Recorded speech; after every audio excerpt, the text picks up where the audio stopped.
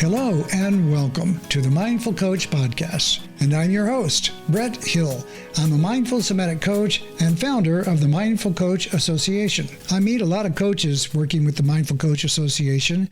I'm so inspired by their stories and the courageous work that they're doing that I created this podcast so you can hear them too. If you're aligned with this work, then join us at themindfulcoachassociation.com, where you can list your services for absolutely free and receive invitations to community meetings where you can network and meet your colleagues. We hope you'll join us. And now, the Mindful Coach Podcast. So welcome to this edition of the Mindful Coach Podcast.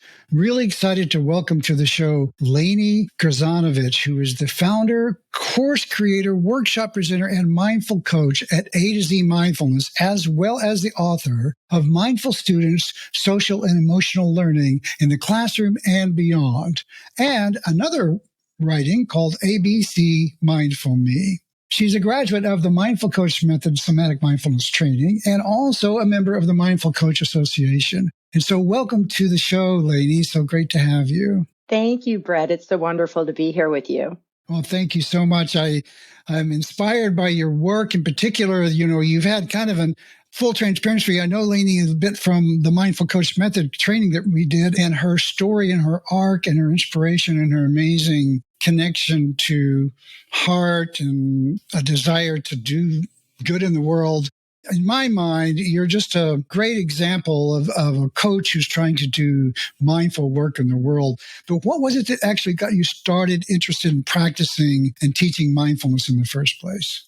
Well, it's been a long journey for me. I come from a family that really practices integrative healing modalities. So as a little girl, instead of popping an aspirin, we were going inside and disappearing our pain. And we would have our family meetings. Hold on. I got to ask a little bit about that.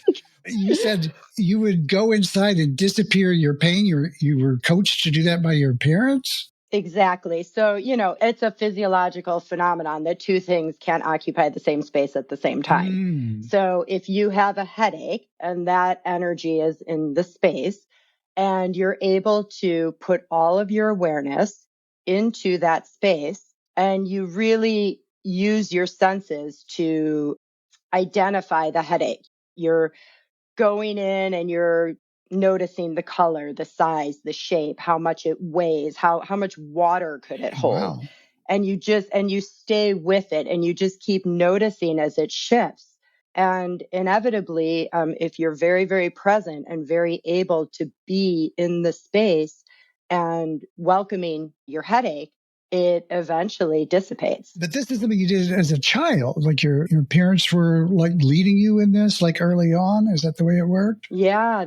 Wow. They were always doing a lot of personal development and yoga and mindfulness and meditation and breath work Nice. and ecstatic dance and drumming. So I was exposed to all of these really alternative integrative healing practices, including nutrition. So it was just my foundation. It was just who I was. Knowing that power that you can heal yourself and being exposed to that kind of thinking and philosophy is really empowering. Okay, so I interrupted your story about how you wound up teaching and coaching. So that was just a fascinating idea because I think that's unusual and it also is very interesting to me that it lays the foundation for what you're doing now. It is in the fabric of my being. So, learning how to disappear my pain, learning how to do pranayama. My uncle was a Shivananda yoga instructor. So you might want to explain what that is for the listeners who might not know. Pranayama is breath control. So at a very young age, learning how to lengthen your breath, slow it out, do all different kinds of holds and breath retentions and churning your internal organs around the breath to get more oxygenated and really connecting to the power of the breath. So that's what pranayama is. It's like a yoga practice in a way. It is one of the limbs of yoga. So doing your pranayama work, your breath work, there's other forms of breath work that I've practiced over the years. Wim Hof being one of the more notable ones. But your breath can, a lot of people don't know this, but your breath can calm you down. I think a lot of people do know that. But your breath can also give you energy and focus and clarity. And Eastern philosophy that any kind of block you have in your body is what creates pain and illness and disease. Can use breath to work through those energy. So it's great for energy work for those that are aligned in that way. Yeah, beautiful. Wow, it's like I can't get through a single topic with you because I want to find out about everything. Well, thank you for your curiosity and excitement around my story and my life and how I got started in this work. Well, of course, that's why you're here, because it's interesting and fascinating. Moving along, what happens next to lead you into the work you're doing? So, yoga became my own practice when I was a young mom. And obviously, when in the past I had done it and I was doing it more to connect with my family and to have those kinds of connections. But wasn't my own practice until I had the stress of a husband and children and sleepless nights of taking care of. Yeah. And then I'm like, what's up with that? I have tools and I need to revisit this as my personal practice. So I started doing yoga regularly and it was really empowering and I loved it. And then I took a yoga teacher training. It was really more for my own personal knowledge at that time. And then I realized how much it lit me up and how empowering it was. And during that time, my son was a young boy and he was suffering anxiety. He had trouble sleeping and separating. And even at one time, going to school became very stressful for him. He had gone to a Bulls game and got a flu or a cold at the Bulls game. He started becoming symptomatic. And in his little brain, it was like, ooh, going to public places is dangerous. And I don't feel well when I'm in public places without mom. He wasn't with me.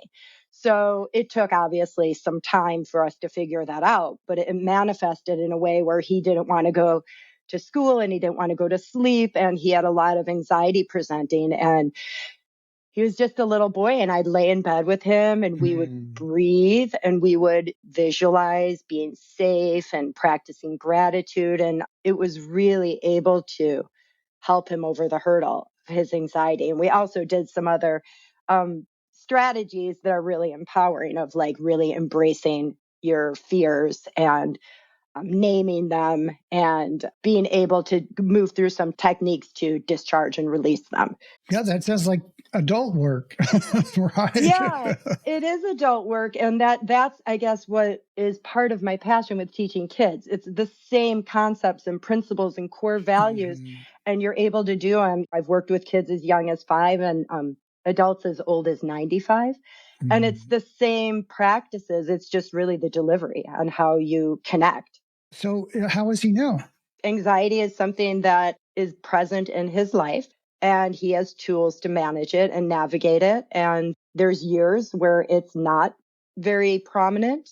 And then there's times where it just hits him and he needs to really pull on his tools. It's so amazing in some ways and how different we all are, right? It's like, do you attribute that to just a certain kind of nervous system that he's just inherited for whatever? And that's just the way he's wired and he just has to manage it. Kind of like, I don't want to say neurodivergent, but someone has ADD and they have to deal with the world differently than someone who doesn't.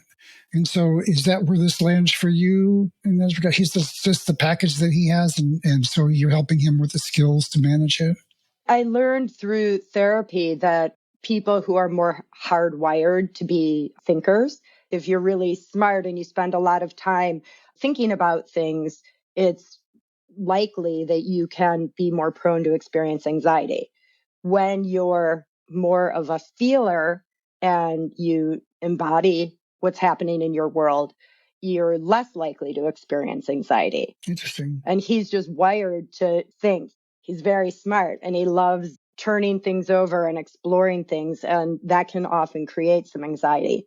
And so we're on the path in the story, you've become a mom now and you've turned to yoga and all these other practices to help you manage your new life and your relationships. And so What else? What's the next chapter here then? So the next chapter, I graduate my yoga teacher training, not really sure how I'm going to use it other than for personal. It's really giving me a lot of value, giving my family a lot of value. My husband's noticing a shift in my ability to be more responsive rather than reactive. My kids are noticing it. They're like, oh, that's a win. Yeah, big win. We'll take that one. Yeah. My kids are like, Mom, you didn't meditate today, and I'm when I'm reacting and losing my mind, not being my highest self. They're like, ooh, maybe you should do yoga or meditate. So they were very little recognizing the benefits for me. And then I graduated my teacher training, and they needed the studio that was offering the training needed someone to step in and teach a teen class. And I was scared out of my mind and stepped in anyway. And I just realized that it was like incredible to be able to share what was so beneficial for me and what I felt so connected and passionate about, and be able to share that with other people.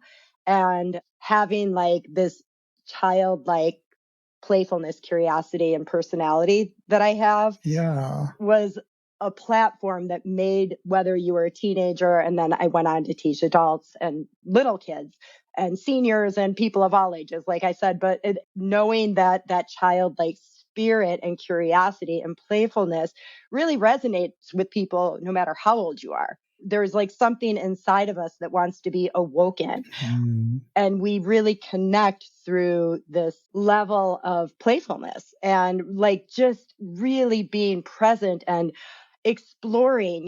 One of my students always says to me, when you say reach for the sky, like, I really want to do it. It's like this excitement around the practice, That's really beautiful. My language I use, inhabit. You inhabit that. It's actually a somatic experience. And you're going to inspire those who are listening to kind of like, I'd like to do that. So, that's so fun.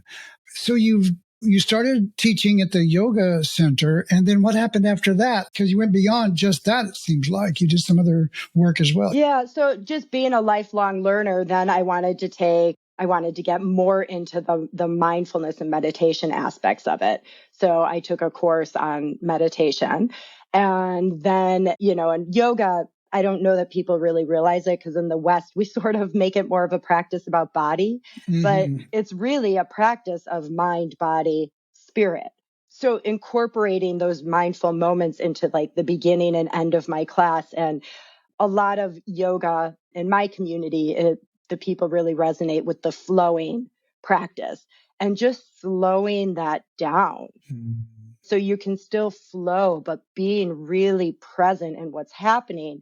So my classes started to gain a lot of popularity. People were like, whoa, this is different. This is like, it's exciting, and it's very fine tuned to having an experience instead of moving so quickly to get your workout in. I think a lot of people started using yoga as another form of strength and stretching. And then the mindfulness piece was an added bonus that not every teacher really dove into. So I think that started to differentiate me in my community. I also had an affinity towards the energy work. So then I got certified in Reiki and reconnective healing and quantum touch. Then that led to an ecstatic dance facilitator. Then with you doing the work as the somatic mindful coach. So it's just this curiosity about energy and body and breath and spirit. And I love the work. It's like really what I'm here to do. And I'm called to share it with other people. That's amazing. And so you ecstatic dance, by the way, I did some sessions, some work with Gabriel Roth back in the day. So that was a ton of fun. Amazing. Yeah, it was incredible. She used to come to Boulder where I lived every now and then. And then I went to Hawaii a few times where she was practicing. There's nothing like it, and there was a time when I was pretty deeply into that. So I just have a shared experience there a little bit with you on that. Tell me a bit about how you got focused, or part of your focus seems to have also lit up around working with kids. And so I'd like to know more about how that came into focus for you. So I was working at a day camp, and I was doing enrollment and business development for a day camp for 7 years. And part of my job was to make these connections in the community. So I got to go into schools on behalf of the day camp and teach yoga and mindfulness. And so the day camp was a yoga mindfulness camp for kids then, or? No, it was just our way of giving back to the community. It was full day camp that offered everything, Dance and yoga were one portion. They offered it. Oh, I see. Everything, but it was a way of going into the community and making a positive impact. Nice. Yeah, it was incredible. I mean, so I got to do that. And through that, I've been in hundreds of classrooms. And then so the teachers would be like, how do we learn this?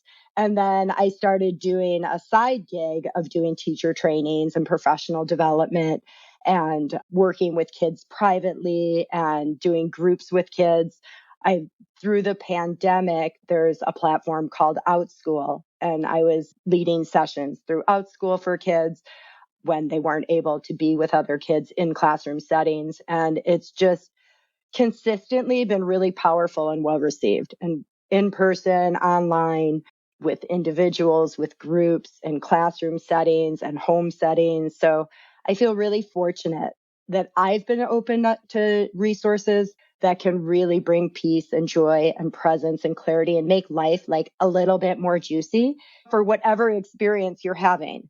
People are like, I don't have time to meditate, right? I can't designate 20 minutes a day to this practice. I say, okay, but can you put a mindful moment into everything that you're automatically doing or routinely or habitually doing? Yeah.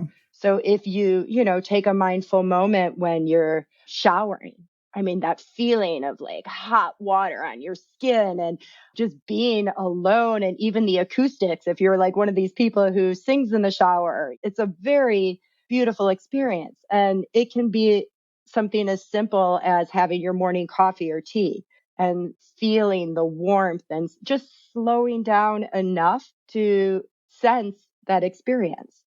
Smell your coffee, taste it, feel it. Even like in the morning when I get up, taking a moment of gratitude, like, wow, I'm awake in my comfy bed and my eyes open. What a gift. So just, it doesn't have to change your routine. It's just being intentional with what you're doing, to the point where like in the morning after I wake up and I take a moment of gratitude, going down and, I have a glass of water to hydrate myself after the 8 hours of sleep, and just even taking a moment of being present with the fact that there's water, clean, pure water that comes out of my refrigerator. I know. It's like pretty amazing. I know I feel a little weird sometimes, but it's kind of like I'll turn on the tap and water comes out of it. And I'm like, this is awesome. And I know it's safe to drink. It's like, that's such an amazing thing. We just take it for granted. And taking the awe in those really mundane, routine moments is life-changing and quite empowering. Brushing your teeth can become a very mindful moment, an experience. So all these things are real. I love it because it's such an invitation to connect to our senses and wire up the mind-body holistic experience of now. What's it like to be a human being in a body and have senses? And there's such a rich experience for many of us. And it seems like the pressures of our world, we just get disconnected. We become too much thinking about tomorrow, yesterday, what I wish I had said, how am I going to pay my taxes? Who's going to fix my car? So many things that, there are things that actually have to be done. And they tend to just take away from our capacity to be present in the moment. So I really appreciate your very practical, what's in front of you right now kind of approach. You were inspired at some point to kind of encode some of your practices and ideas and put them into text form. Can you tell us what is it that you wrote? So I wrote 2 books, and the first book was a scripted guide. It's Mindful Students, Social and Emotional Learning in the Classroom and Beyond. So this was for use in the classroom? You wrote this? For in the classroom or for parents or teachers. It can be used for any grown-up who likes things kind of simplified and more playful. But it's really, in order for us to be authentic and if you want to engage kids in mindfulness, you have to have your own practice and experience. Mm-hmm. So the book was designed so grown-ups can have the experience, and then they can actually hold space and teach kids. So it's a scripted guide, really broken down, simple. My company, what came to me in a concept was I have all of these tools that I've been using since I was a very little girl, and it like putting it in a program that goes A through Z. So there's a letter for a practice for each letter of the alphabet. So whether it's awareness or speed buzzing breath or cloud meditation or directing your mind like a director or energy work. There's so many practices, mind, body, breath, that have really resonated with me since I was a child. And I picked my favorites. They're rooted in ancient wisdom, from body scan and relaxation techniques and gratitude, visualization, repetition of sound. They're all like scientifically proven practices, but I've simplified them and put them in this A through Z format so that they're easily accessible.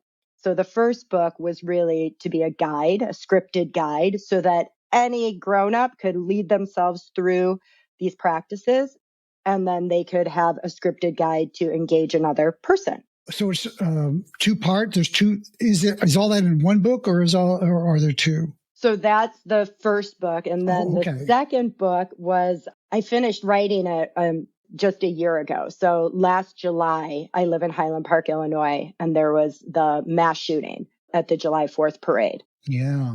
And I realized we were a community in chaos. You know, it was a very traumatic event, and it affected people very profoundly in of course. Many ways.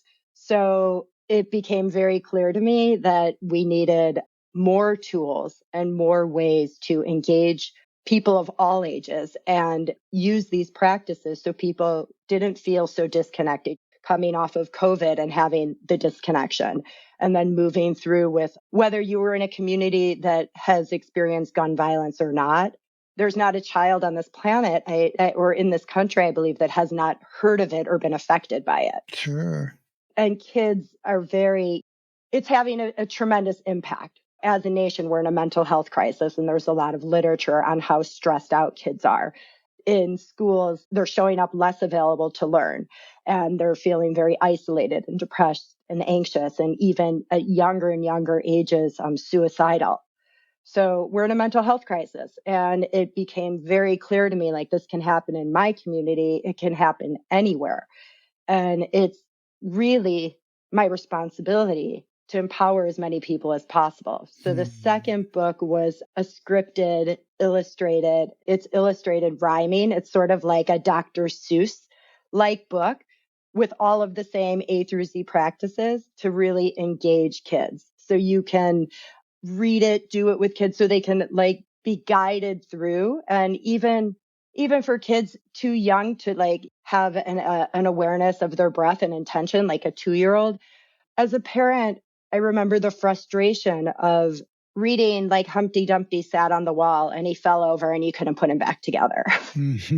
Right. What about Humpty? Oh my God. Yeah, like it's kind of a horror tale in a way, right? It's kind of like. And what lesson comes from that? You know, there's no resilience. There's like you fall and you break and that's the end. That's it. It's over for you.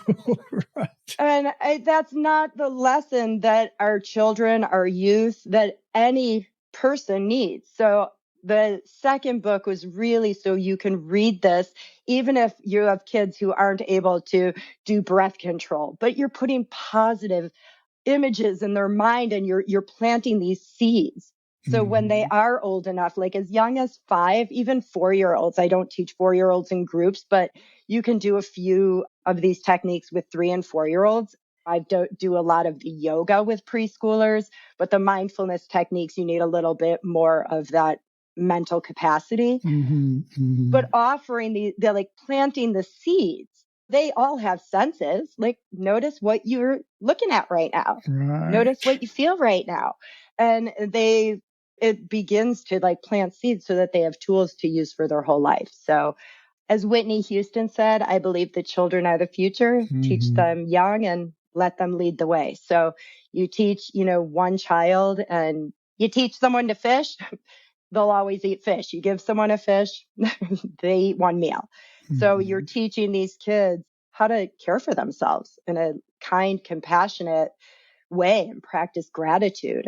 And so what's the name of that last book you just mentioned? A through Z Mindful Me. A through Z? Yeah. Like if you go to Amazon, is it there? It is. So I'll link to it in the show notes, A through Z Mindfulness. Do you have like programs that you offer for teachers or other people? Like what kinds of services are you providing to kind of help the adults kind of get their hands around this? Like I said, the online and in-person classes. I do privates if somebody's interested in individual instruction and coaching.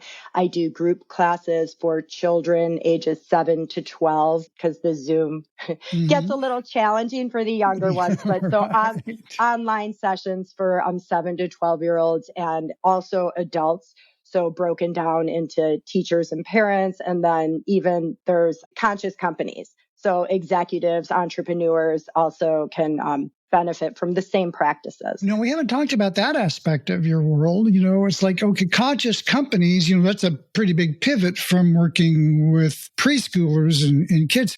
So how did that come into your world? Just from sheer demand. So in my community, people would start reaching out with privates and like really big executives and people who run companies and head up teams. And they'd be like, so, I've come to your yoga class, or I've heard that you're offering this, or my kid came home from school and told me about this. What do you have? So it's like word of mouth. If people trust you with your kids, they're going to trust you with their fathers, right? Exactly. That's so interesting. Wow. Yeah. So I started leading private sessions with a lot of high profile executives and then went on to be able to teach in Zoom and in person courses. So I wanted to read this because it was this was from somebody who worked at Chase Bank, so on their team. And it just shows that these techniques are so important, whether you're an executive or a child. But he said this, the workshop was relaxing, enlightening, and helpful. I felt focused, rejuvenated, and encouraged. I experienced a range of feelings and emotions and found it beneficial to have education on these practices and see them in action. I find myself able to focus better and give my 6-year-old daughter my full attention more often. It's made a difference for both of us. Well, that's really beautiful. I noticed I said for fathers, and there was a little bias on that on my part. It could easily as well be mothers or caretakers of any kind. So I just want to name that. I caught that and felt, oh my God, that was unconscious bias there. That is so great that you're doing that and that came to you. So that just organically came around to you because of the work you were doing with the kids. And now you have this whole nother practice where you're working with leaders and executives and folks making, quote unquote, big decisions in business and how they can be. So what do you think is like the biggest benefit that they get from your work? Like it was a great quote you just read. So how do you think working with you helps those people make better decisions and be better at their work? Well, at the root of mindfulness is just knowing where you're at. So I think just practicing being mindful and knowing where you are is the most empowering thing you can do. So people always say, oh, am I going to be happier and more focused? Well, a lot of people are, and that generally is a benefit. If you practice, you generally do experience greater focus and clarity and ability to problem solve. I mean, there are a lot of bodies of research that show over time the brain actually changes. So you are changing your brain. However, being mindful, you might go, I'm really nervous. I feel my hands are sweaty. I feel my stomach is tight. I have a headache. And it gives you power because you are then able to make a choice about how you're going to proceed instead of reacting and maybe being in a meeting and not knowing that you're feeling tense or in a bad state and then just jumping all over your team or doing things in a rush. You might say, hey, can I get a glass of water? Can I take a minute? Even just if you don't have time to do that, taking a breath will get you more grounded. And that has the power to change your state. Exactly. So I hear what you're saying. It's like if you are in charge of a group or a team and you come in and you go off on the team because of your anxiety or your stress, and it has an impact on the project, on the people in the room, on the company. And if we're going to be very profit and loss oriented, that has a cost. Right? Operational cost. And so there's no better investment than helping people learn to be more resilient in the moment with their own experience so that they don't give all that stress away to other people unnecessarily and unconsciously. Absolutely.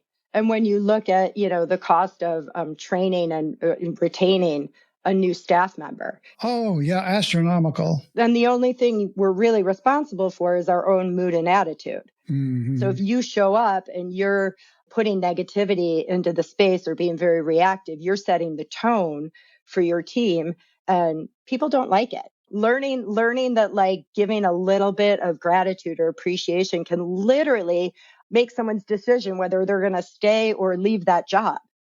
There's studies that show that it's not really the money that keeps people, right? It's the appreciation. So bringing that into people's consciousness and just having conversations around who can you appreciate? When can you implement appreciation? Can you put it into every interaction and conversation? Yeah. Let's practice. How does this look? How does this feel? And inevitably, there's again bodies of research around gratitude being the primary practice to shift your mood and attitude. Mm-hmm. Mm-hmm. So not only are you doing something for yourself, but you're also doing something for your team or anyone you're interacting with. And it's not just an attitude. These are skills that can be learned. And practiced. Yeah, exactly so. Beautiful. So if people want to reach you, what's the best way for them to find you? So my website is A through Z Mindfulness, and there's contact information there. So anybody who wants to reach me, that might be the easiest way. My email is available, Lani, Lani, at A through Z. It's the dash sign. So a-zmindfulness.com. Same thing for the website, A-Z Mindfulness. Okay. Well, that's great. And you're offering one-on-one services as well as your books and your training for both business and corporate. What did you call conscious companies? What was that called? Conscious companies and elevated education. And elevated education. So by all means, I encourage listeners to reach out to Lani and connect with all this goodness. And you can tell she's got a tremendous background and experience in, helping people become more connected and grounded in their actual senses so that we can do better work in the world. I hope I'm not putting words in your mouth, but I just kind of want to shine a spotlight on you for a little bit and highlight the great work that you're doing. And also that she's a member of the Mindful Coach Association, and there'll be a link to her profile there so you can go and connect with her there as well. So let me ask you just before we go, if you want to leave the listeners like with one practice that you could give, that you could say that they could do like right away, what would that be? Well, since we were just talking about appreciation and gratitude, this is something that I've incorporated into my own life. As I said, when I wake up, just taking a moment to be grateful for the day, for waking up in a bed that's comfortable and having another new day and having my body, all the things that work without me having to put time or effort. So just being grateful for being awake and the day ahead is a great way to set up your day. And then my husband and I do this practice where we'll say 3 things we're grateful for, over dinner. So to like close out the day kind of, or connect when we both finish our work days and we come home and it's like 3 things that I appreciate about you. No, that's great practice. It's beautiful. I mean, inevitably, when I'm looking, I say it's like putting your gratitude glasses on. So when you put them on, or you can put on your poop stained glasses. It's your choice, right? The world is full of crap. How come? Oh, wait, let me clean my lenses. Right. My new mantra is shift happens. But that's like a small change into the other thing happening. You just add the letter H and it changes everything. So shift happens. So you put your gratitude glasses on and all of a sudden, I may not really be feeling grateful for anything that my husband has done for me in that moment. But all of a sudden I start looking like, hey, I'm looking. And then as you go through your day, you're looking, oh, I appreciate that you stopped at this store. I appreciate that you worked hard all day and are doing your best to earn a buck. And when you're looking for that, it changes the way what you're focused on. So it elevates yourself. And when you hear that, when I can take in the appreciation of what someone else thinks or is grateful that for me and my being, it elevates me in a way that is so profound. You don't know what goes on in somebody else's experience. So when they appreciate you, you feel like you have a little window into what they find of value. And it's beautiful. I love that. So start practicing gratitude. So this is from the Mindful Coach podcast from Coach Lani. Here's your assignment today. Right after the show, go be grateful. Say what you're grateful for to somebody and get back to us. Let us know how that works. We'd like to hear from you. And don't forget about yourself. People always forget, like, I'm grateful for me. I'm grateful for who I am. I'm grateful for how I act and what I do and the gifts that I have. Right. And the fact, I really appreciate you naming that, because so often people are struggling. And when I'm working with people, sometimes I just have to set them down and have them look at all the things that they've been through and look at all the struggle that they've had. And they wind up being such an impressive force for good in the world. And going, despite all the things that you've been through, you care and you're trying to be the best you can be in the world. You're trying hard to connect with people and be a force for good. And that matters. And we really need to just own the truth of that in our own lives and let ourselves feel good about that to the best we can. Now, not everybody can get there because a lot of people are in very dire circumstances, but a lot of people can. And for those of you for whom that's available, and I'm speaking big mirror here, Brett Hill, it's a good idea to do that as well for ourselves. And so thank you for naming that. I really appreciate it. And my pleasure. It makes a difference when you put your gratitude glasses on and you aim it at yourself. The same way you start looking in other people, you start looking at for things that you appreciate in yourself, and it just really changes your perspective. And you feel more connected to yourself, and it may even shift your actions. You know, if you're looking for ways to be grateful or things that you appreciate, you might go, oh, I'm going to do this for myself. Yeah, it's like you can't, one of the things I talk about when I'm focusing on mindful communications is like, if you want to really, really hear someone, you have to be able to listen to yourself too. And so this is a big part of that, is listening to your own self. We could go on for days, I know, because we love this so much, and you're such a fascinating character. I would like to thank you so much for joining us on the Mindful Coach podcast, and again, encourage the audience to go out and be grateful today and connect with Lani on her website. And we'll see you in another week with another fascinating interview with a courageous and inspiring coach from the Mindful Coach Association. Thank you. Thank you. And that's a wrap for this edition of the Mindful Coach podcast. We hope you enjoyed this presentation, and if you did, follow us and leave us a review. If you're a coach or helping professional that values mindfulness in your work, browse over to mindfulcoachassociation.com and create a free community profile describing your services so the world can find you. And you'll be invited to exclusive community meetings where you can meet your colleague. I'm your host, Brett Hill, founder of the Mindful Coach Association, coach and coach trainer teaching the Mindful Coach method. You can find out more about me at themindfulcoach.com. Until next time, stay present.